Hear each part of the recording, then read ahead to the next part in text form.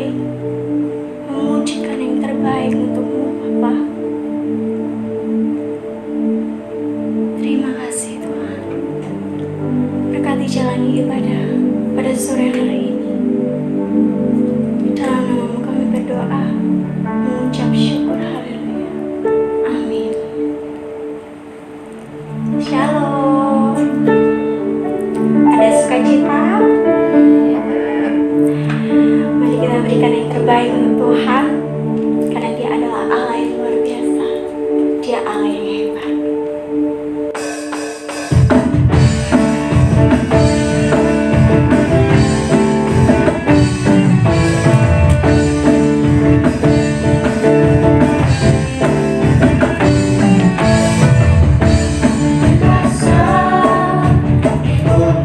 Surga, betapa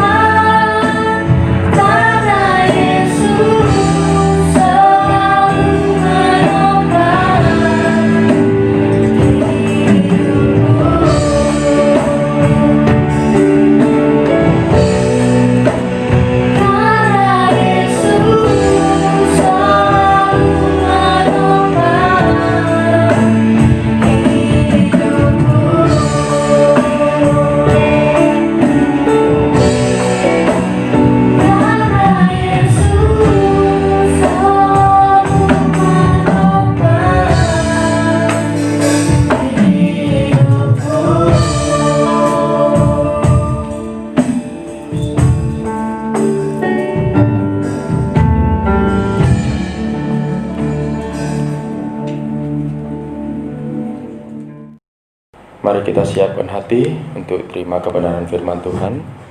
Terlebih dahulu kita masuk dalam doa.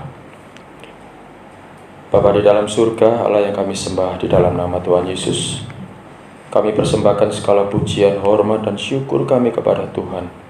Saatnya kami akan mendengarkan kebenaran firman Tuhan. Biar secara pribadi Engkau berbicara lewat kebenaran firman Tuhan bagi setiap kami yang mendengarkan, setiap kami yang melihat siaran ini. Tuhan campur tangan, Tuhan menolong. Terpujilah namamu. Di dalam nama Tuhan Yesus Kristus kami berdoa. Amin. Shalom teman-teman. Ya, selamat berjumpa kembali dalam ibadah online Youth GPPS Muria sore hari ini. Saya ingin membagikan kebenaran firman Tuhan. Ya, mungkin temanya hari ini agak ringan gitu ya.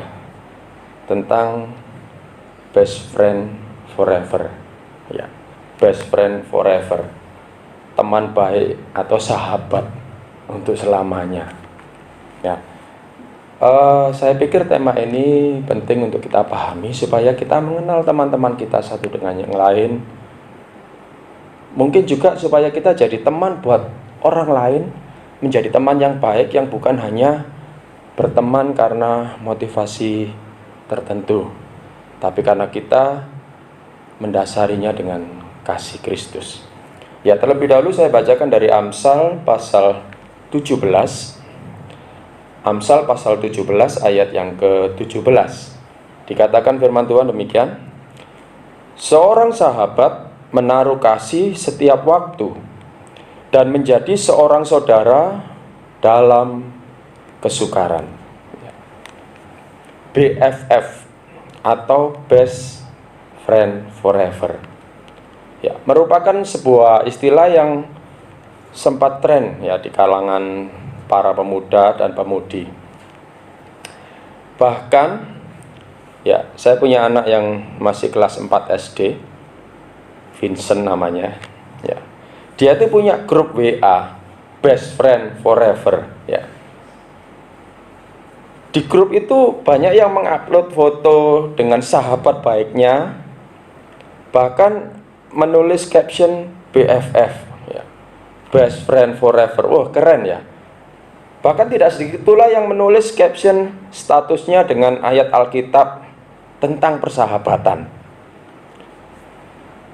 Teman-teman, setiap kita yang ada di sini pasti memiliki seorang sahabat atau menjadi sahabat orang lain. Betul? Atau mungkin juga ada yang tidak punya sahabat. Ya, kalau misalnya ada yang seperti ini, atau mungkin ada juga ya hanya sebatas teman biasa saja yang tidak seerat seorang sahabat. Mungkin pernah punya pengalaman dikecewakan sahabat atau teman baik, atau dimanfaatkan teman, dimanfaatkan oleh sahabat. Istilah dunia ya, itu dikadali ya. Sehingga kemudian pertemanan atau persahabatan itu jadi rusak, jadi putus, jadi tidak akrab lagi. Tetapi setidaknya kita tahu apa itu sahabat, yaitu hubungan yang lebih dari sekedar teman biasa. Pertanyaan penting yang harus kita renungkan, apakah kita punya sahabat yang baik? Atau apakah kita sudah menjadi sahabat yang baik bagi orang lain? Kali ini kita akan belajar dan merenungkan tentang arti sahabat menurut Alkitab, yang saya ambil dari kitab Amsal pasal 17 ayat 17 sebagai ayat mas yang tadi sudah saya bacakan. Ya, teman-teman sekalian, dalam kitab Amsal ini kita mendapatkan pengertian yang sangat penting tentang sahabat. Ternyata sahabat bukan hanya seorang yang menemani kita ke sana kemari saja, bukan hanya seorang yang yes man dengan kita, apalagi seorang yang memanfaatkan kita. Ada dua hal penting yang ditekankan di sini. Itu yang saya mau bagikan. Yang pertama, sahabat adalah seorang yang menaruh kasih setiap waktu. Itu yang dikatakan dalam Amsal tadi, di kalimat yang pertama. Sahabat adalah seorang yang menaruh kasih setiap waktu. Poin penting dari pernyataan ini adalah menaruh kasih dan setiap waktu. Menaruh kasih, apa yang dimaksud? Alkitab selalu menekankan bahwa ketika kita berinteraksi dengan sesama, maka kita harus berusaha mempraktekkan kasih dalam hidup kita, termasuk dalam bersahabat. Itulah sebabnya Tuhan Yesus mengajar tentang hukum kasih yang kedua, yaitu kasihilah sesamamu manusia seperti dirimu sendiri. Yaitu ada ditulis di dalam Matius pasal 22 ayat 39. Jadi rupanya dasar dari sebuah persahabatan orang percaya adalah kasih. Orang percaya dengan orang percaya dengan orang yang belum percaya pun dasarnya tetap kasih. Ketika kita menghidupi Alkitab, ketika kita hidup menurut cara Kristus, maka itu yang harus dikenakan. Sebab Yesus bilang itu hukum yang terutama dalam kehidupan kita sebagai orang yang percaya. Ya. Kasihilah Allah dan kasihlah sesamamu manusia. Namun kasih di sini bukan berarti kita tidak memberi teguran ketika sahabat kita salah, atau membiarkan dia terjerumus ke arah yang negatif, bahkan bersama-sama melakukan hal yang negatif. Berapa banyak kita melihat ada teman-teman kita yang mungkin mereka suka minum minuman keras, mungkin mereka memakai narkoba. Kadang-kadang ketika kita tahu mereka mengajak kita sungkan kasih teguran kepada mereka. Oh, nanti aku ndak dikoncoi, nanti mereka meninggalkan aku ndak punya teman lagi. Ya, solidaritas katanya gitu, solidaritas antar teman. Jadi ya sudah ndak apa-apa. Lah itu yang sering kali terjadi. Jangan berpikir, oh yang penting aku ndak ganggu dia dan sebaliknya. Apakah itu kasih? Ternyata tidak. Kasih bukan berarti tidak memberi teguran. Kasih tidak membiarkan teman kita menjurus ke arah yang negatif. Dalam Amsal 27 ayat yang ke-6 dikatakan demikian. Seorang kawan memukul dengan maksud baik, tetapi seorang lawan mencium secara berlimpah-limpah. Jika kita sering merasa kesal jika ditegur oleh sahabat, ingatlah bahwa sebetulnya dia mengasihimu, dia mengasihi kita. Sepertinya pemahamannya terbalik dengan kondisi dunia. Kalau kita melihat ada teman kita yang menegur kita atau kita yang menegur teman kita, mereka berpikir, oh ini musuh, ini musuhku, harus aku lawan. Belum tentu. Jadi rupanya penerapan kasih itu juga ditunjukkan dalam konteks yang seperti itu. Memberikan teguran ketika teman kita salah. Jika ia tidak mengasihimu, tidak mungkin dia mau menegur kamu. Jika kamu berbuat kesalahan, dalam persahabatan juga diperlukan adanya keterbukaan dan kepercayaan. Teman-teman, menaruh kasih juga berarti mau berkorban untuk seorang sahabat. Ya, berkorban apa saja yang mampu diberikan. Bisa waktu, bisa tenaga, bisa pikiran, doa, atau duit. Tidak apa-apa. Apa yang kita bisa berikan, kita akan berikan. Terkadang kita melihat sahabat kita butuh tempat untuk curhat, diskusi, atau konsultasi, bahkan doa. Satu ajaran dan teladan yang baik diberikan oleh Tuhan Yesus dalam Yohanes pasal 15 ayat 13 sampai 14, yaitu bahwa dia memberikan nyawa untuk sahabatnya. Ayat itu menjadi dasar dari apa yang saya sampaikan tadi. Yesus memberikan nyawa untuk sahabat-sahabatnya.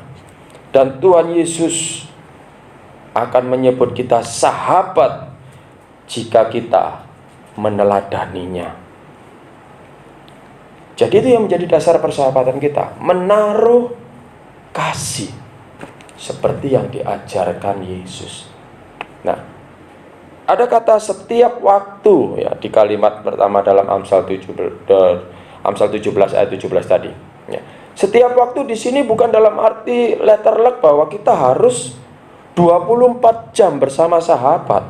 Bukan seperti itu. Tetapi penekanannya adalah bahwa kita menjadi sahabat dalam semua keadaan, baik maupun tidak baik, keadaan yang enak maupun keadaan yang tidak enak. Itu arti kata setiap waktu. Seringkali kita mendengar seorang mau sahabatan, mau temenan ketika orang itu masih banyak duitnya atau dalam keadaan baik. Tetapi ketika terpuruk, ditinggal. Ini berarti bukan menaruh kasih setiap waktu, tetapi menaruh kasih dalam keadaan tertentu. Ada udang di balik batu, katanya gitu. Alkitab mengajar kepada kita bahwa kita harus menjadi sahabat yang baik dalam segala keadaan, supaya kita menjadi berkat. Terjemahan lain dari kalimat dalam ayat ini adalah sahabat sejati selalu setia. Ya, itu poin yang pertama. Hal yang penting yang kita perlu pahami dari konteks Amsal 17 ayat 17 ini. Hal yang kedua, kalimat berikutnya dari Amsal 17 ayat 17 adalah menjadi saudara dalam kesukaran. Buat saya ini hal yang menarik, ya. Pernyataan ini menarik, yaitu bahwa seorang sahabat sejati atau yang baik itu seringkali menurut ayat ini diidentikan dengan saudara. Ya. Saudara adalah orang yang lebih dekat dengan kita karena mempunyai hubungan darah. Dan logikanya, saudara adalah orang yang menjadi penopang saat kita dalam kesukaran. Itu logikanya. Jadi, yang menolong kita itu saudara kita. Yang menolong saudara kita itu adalah kita. Karena dasar hubungan keluarga, hubungan saudara. Tetapi kadang-kadang kita melihat hal yang berbeda. Mengapa dan kapan sahabat bisa menjadi saudara? Nah, ini penting untuk kita pahami. Mengapa dan kapan sahabat bisa menjadi saudara? Adalah ketika kita mampu menunjukkan sebuah etiket baik untuk menjadi penopang dalam kesukaran sahabat kita. Bukan membiarkan, apalagi meninggalkan. Jadi boleh dikatakan, untuk menjadi saudara yang sesungguhnya bukan ditentukan dari hubungan darah, tetapi dari sebuah niat yang baik untuk menjadi penopang dalam kesukaran orang lain. Maaf, ya, sorry. Seringkali saya mendengar hal yang tidak semestinya, bahwa ada seorang saudara yang justru tidak menjadi saudara yang baik, walaupun mempunyai hubungan darah. Hal itu seringkali disebabkan karena, ya misalnya, harta, warisan, pangkat, kedudukan, dan sebagainya. Kadang-kadang persaudaraan itu menjadi terganggu karena hal-hal itu, ya. Yang lebih kaya menganggap yang saudaranya yang mungkin miskin itu direndahkan, diremehkan. Yang punya pangkat lebih tinggi, yang punya pangkat tinggi merendahkan, meremehkan saudaranya yang tidak berpangkat, dan seterusnya. Itu yang seringkali terjadi. Tapi sebaliknya, ada seorang sahabat yang justru bisa menjadi seperti saudara. Titik tolak dari problem ini sebetulnya adalah, apakah kita mau menjadi penopang bagi kesukaran orang lain atau tidak? Apakah kita mau menjadi penopang, menjadi seseorang yang mau membantu orang lain dalam kesukaran atau tidak? Titik tolaknya ada di situ. Dalam hal ini penekanan saya bukan apakah kita bersaudara dalam arti punya hubungan darah atau tidak, atau bukan saudara. Maaf, bukan berarti saya menganggap saudara tidak penting, bukan berarti itu. Karena mereka sudah ditetapkan Allah untuk kita. Tetapi adalah bahwa apakah kita sudah menjadi penopang bagi orang lain, entah saudara kita atau teman dan sahabat kita. Karena setiap orang bisa menjadi saudara atau sahabat kita ketika kita melakukan hal tersebut. Teman-teman, ini saya pikir menjadi basic kita dalam konteks Tuhan memanggil kita supaya kita jadi berkat bagi orang lain.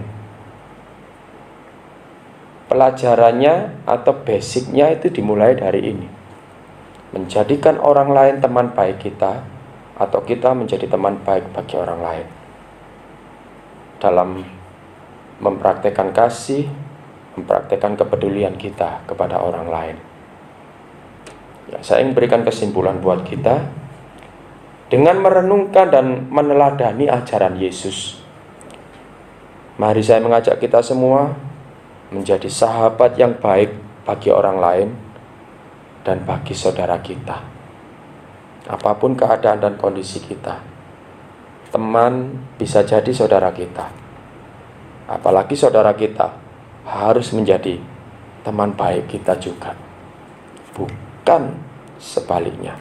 Dengan demikian hidup kita akan jadi berkat buat teman-teman kita dan saudara kita dimanapun kita berada. Tuhan Yesus memberkati. Mari kita berdoa. Kami bersyukur Tuhan buat nasihat firman Tuhan yang kami dengar, kami terima sore hari ini dari Amsal 17 ayat 17. Sesungguhnya inilah yang harus kami lakukan dalam kehidupan kami sehari-hari, ya Tuhan.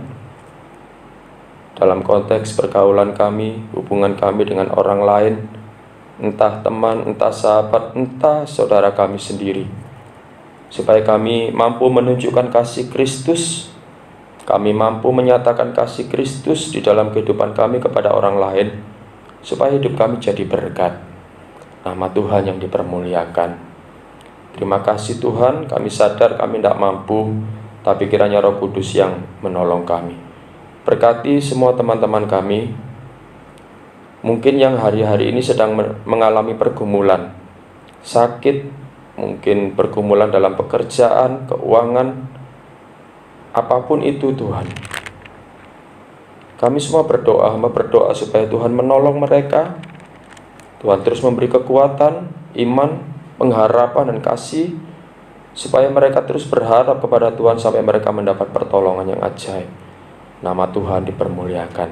Berikan kesatuan hati bagi kami semua ya Tuhan, supaya kami terus bersama-sama saling menguatkan, saling mengingatkan, saling mendoakan untuk kami terus hidup di dalam kasih Kristus. Terima kasih. Hamba juga berdoa buat teman-teman yang mempersiapkan ibadah online ini. Berkati pelayan-pelayan Tuhan yang lain, Tuhan memberkati. Terima kasih, berkati gereja kami, berkati gereja-gereja Tuhan, baik di Surabaya maupun di seluruh Indonesia, supaya gereja-gereja Tuhan tetap menjadi berkat bagi banyak orang. Nama Tuhan dipermuliakan. Kami berdoa buat bangsa kami, kiranya Tuhan terus berkarya, memulihkan bangsa kami, khususnya saat-saat ini yang sedang mengalami pandemi corona ini. Kami serahkan ke dalam tangan Tuhan, biar belas kasihan Allah boleh dinyatakan di tengah-tengah bangsa ini. Tuhan memakai para tenaga medis untuk bisa mengatasi ini semua dengan baik.